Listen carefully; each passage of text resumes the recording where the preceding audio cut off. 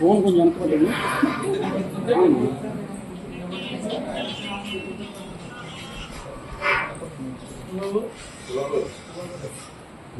ఎందుకు అంత దగ్గర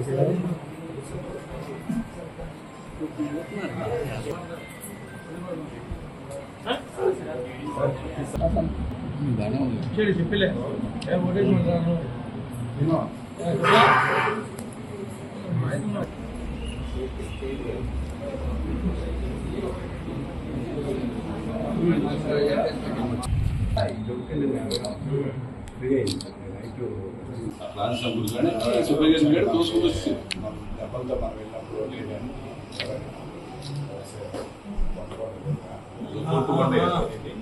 కొత్త శ్రీను అతను వాలంటీర్గా రిజైన్ చేసి దీంట్లో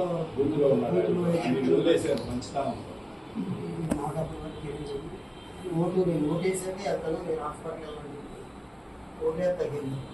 అందరికీ దండం పెట్టి నమస్కారం, ఈ రౌడీ పరిమాణం చూడండి, మీకు ఎలా కాస్తుందో, నేను ఎంతమందితో దెబ్బలు చేస్తానో మీకు తెలుసు. నాకు 50 సంవత్సరాలు ఎవరినైనా ఎక్కడైనా కొట్టాను, ఇలా కొట్టి కొలిపాను, ఓటేసి చెప్తాను, మీరు ఆలోచించుకుని ఓటు వేసుకుని అన్నారు. ఆ మాటల నుంచి ఇక రెచ్చిపోతాడు, ఎక్కడెక్కడ చూసుకోవాలి. ఒక మామూలు బాగుందండి. ఎన్నికలు సజావుగా జరిపించడానికి ఎన్నికల కమిషన్ కూడా ఎంతో కష్టపడాల్సినటువంటి పరిస్థితి వచ్చింది. తెలుగుదేశం, జనసేన, బీజేపీ నాయకులు రాష్ట్ర వ్యాప్తంగా ఎంతో తెగించి పోరాడినటువంటి మా నాయకులకి, మా కార్యకర్తలకి, ప్రతి ఒక్కరికి కూడా హృదయపూర్వకంగా ధన్యవాదాలు తెలియజేస్తున్నాం. దాంతోపాటు వాళ్ళు చేసినటువంటి ఈ దాడులకు సంబంధించినటువంటి ఎవరైతే దెబ్బలు తగిలి హాస్పిటల్లో ఉన్నారో వాళ్ళందరికీ కూడా ఈరోజు వైద్య విషయంలో కానీ, వాళ్ళ కుటుంబాలకి ధైర్యం కల్పించే దానిలో కానీ మా వంతు పాత్రనే మేము పోషిస్తున్నాం.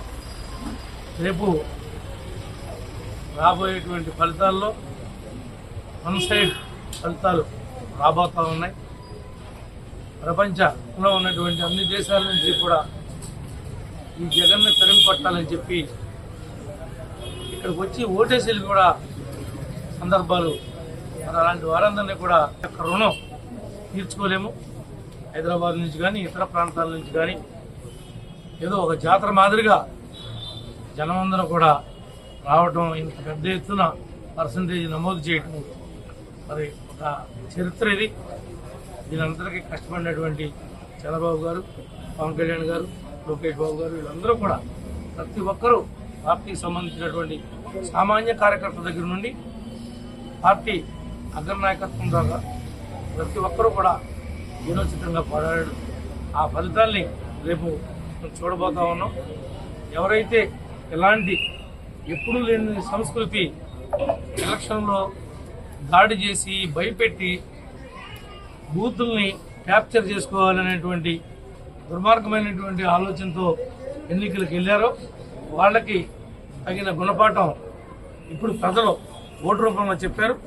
రేపొద్దున వాళ్ళు చేసిన తప్పులు వాళ్ళకే చుట్టుకోబోతా ఉన్నాయని చెప్పి మీ అందరూ కూడా తెలియజేస్తూ మీ అందరికీ కూడా